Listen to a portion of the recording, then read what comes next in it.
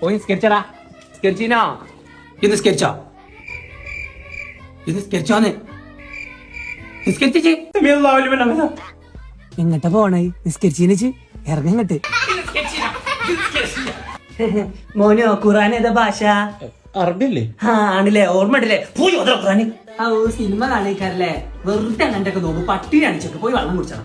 എന്തിനാ മോനോജ് വെറുതെ പട്ടിണി നടക്കണത്? എന്റെ നോമ്പൊന്നും ഒരു നോമ്പല്ലേ, വേഗം വെള്ളം കുടിച്ചോളാം. ഈ പെരീത്തെ എല്ലാരും നോമ്പും പട്ടിണിയാണ്. എന്റെ മാത്രം അള്ള സ്വീകരിച്ചോളൂ, ഞാൻ മാത്രം സ്വർഗത്തില്. പെരീന്ന് നിസ്കരിച്ച എന്താ പെണ്ണോ? പള്ളി പോയി നിസ്കരിച്ചണം.